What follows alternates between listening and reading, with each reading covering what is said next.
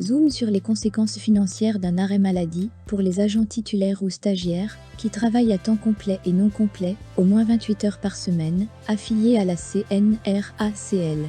En cas d'arrêt de travail pour raison médicale, le montant et la durée du maintien de salaire sont limités en fonction du congé de maladie obtenu. Congé maladie ordinaire, congé longue maladie ou congé longue durée. Lorsque la maladie met l'agent dans l'impossibilité d'exercer ses fonctions, il est placé en congé de maladie ordinaire.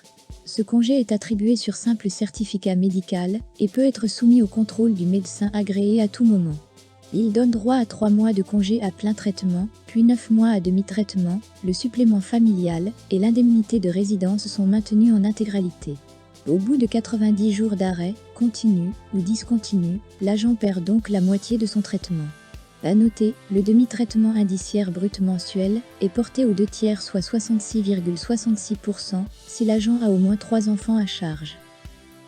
Le calcul des droits à maladie s'effectue selon le principe de l'année médicale de référence, 365 jours glissants, à compter de l'arrêt de travail initial et pour chaque jour de congé maladie.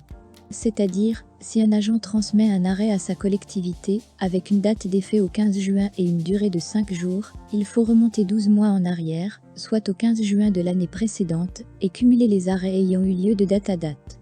Le passage à demi-traitement est effectif, dès l'atteinte de 90 jours d'arrêt cumulé. Soit dans notre exemple dès le 18 juin, et pour toute la durée restante de l'arrêt.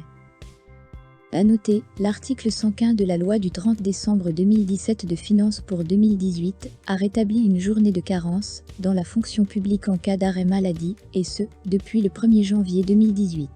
Ainsi, les agents ne bénéficient du maintien de leur rémunération qu'à compter du 2e jour du congé de maladie ordinaire.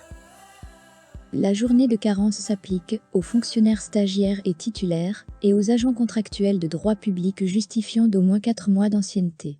Sont exclus les agents de droit privé et les assistants maternels et familiaux. Par exception, la journée de carence n'est pas applicable aux arrêts de maladie ordinaire de prolongation et lorsque la reprise du travail entre 2 congés de maladie ordinaire, pour la même cause, n'a pas excédé 48 heures. Elle n'est pas non plus applicable aux congés pour longue maladie, de longue durée et de grave maladie.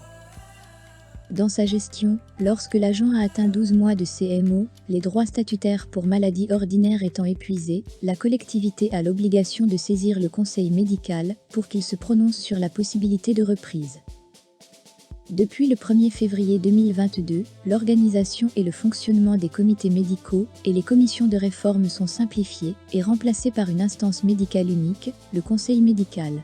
C'est une instance médicale consultative et non pas une instance de contrôle médical que l'autorité doit obligatoirement saisir avant de prendre sa décision dans les cas prévus par le statut, l'octroi et le renouvellement des congés de maladie et la réintégration, ou non, de l'agent à l'issue de ces congés maladie.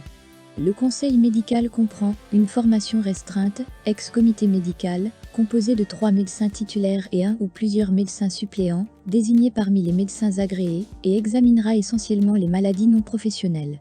Et une formation plénière, ex-commission de réforme, composée des médecins siégeant en formation restreinte et de représentants de l'administration et du personnel.